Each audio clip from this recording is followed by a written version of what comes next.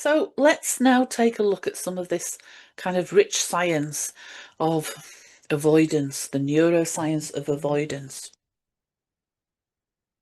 So, at the foundation of avoidance behaviour is what research describes as the brain's core operating principle to minimise danger, maximise reward.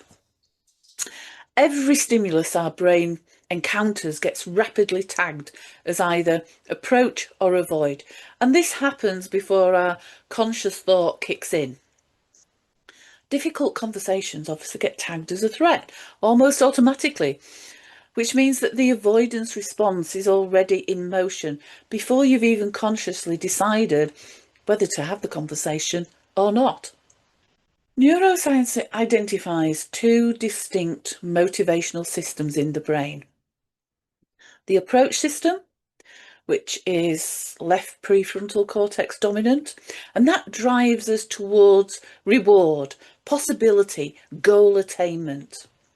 And the avoidance system, which is dominated our right prefrontal cortex. And that drives us away from threat, punishment, any kind of loss. And research on these systems shows that the avoidance motivation generates far more arousal in the limbic system, more quickly and with longer lasting effects than the approach motivation. In simple terms, the pull away from a threat is neurologically stronger than the pull towards a threat. And this is why, at a kind of intellectual level, we know we should have a conversation, but it's very rare that that knowing actually can overcome that kind of feeling that we've got that perhaps we shouldn't. And this is down to our approach and avoidance systems. The SCARE model, which was created by Linda Ray of Neurocapability, or perhaps some of you are more familiar with David Rock's SCARF model. And it looks at the 5 social domains that our brains are constantly monitoring as we're scanning the environment around us. And each of these domains can trigger a threat or reward response. And in relation to a difficult conversation, when we anticipate having that difficult conversation, then multiple scare domains fire simultaneously, which is why that avoidance pull feels so strong. So, for example, if I just give you one for each, significance. We think about, what if they think less of me? Was it Andrew mentioned something along those lines? What if I handle it badly? How's that going to affect my significance or status, as David Rock would say? The certainty. I don't know how they're going to react. I just can't predict the outcome from this. The autonomy. Once I start this conversation, I could lose control of where it goes. That feeling of loss of control. Relatedness. It could damage our relationship permanently. And the last one, fairness, or as David Rock says, equity, in the SCARE model.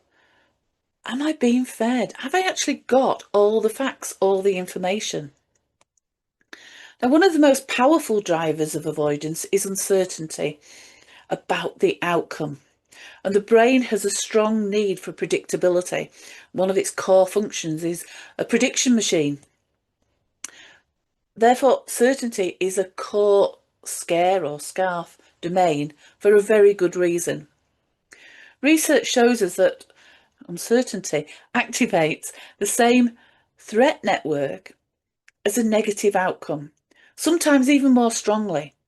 So the brain would rather avoid the conversation entirely than sit with the discomfort of not knowing what's going to happen. And when 2 or 3 scare domains are threatened simultaneously, the brain's threat response is amplified significantly, really making avoidance feel, not just tempting, but we're almost neurologically compelled to avoid. The amygdala which we can see on the screen there, right down in the kind of the core of the brain. It's your brain's threat detection center, and it processes social threats in the same way as it processes a physical threat. And some research carried out by Eisenberger and Lieberman showed that social pain activates the same neural circuitry as physical pain. So what that actually means is when we anticipate a difficult conversation, the amygdala fires a threat signal. So the limbic system, we prepare to fight, flight, or freeze. Blood flow is redirected away from our prefrontal cortex. And our capacity for rational, logical thinking, empathy, and nuanced communication is literally reduced. Now, the cruel irony here is that the very cognitive resources that we need to have the conversation, the difficult conversation well, are the ones that get taken offline when we're just thinking about having it. Fast and slow thinking systems, the two core thinking systems of the brain, a concept popularised by Daniel Kahneman, I think it's pronounced, also referred to as System 1, System 2 thinking. And drawing on the dual process theory, avoidance is largely a System 1 automatic, fast emotional response. Our conscious, rational mind, System 2, may know that the conversation is necessary and actually is overdue, but System 1 has already tagged it as it's dangerous, and System 1 is working hard to keep us away from it. And some research by the Neuro Leadership Institute, in their research notes, they state goals set through an individual's rational, conscious System 2 thinking are unconsciously undermined by the brain's System 1 goal.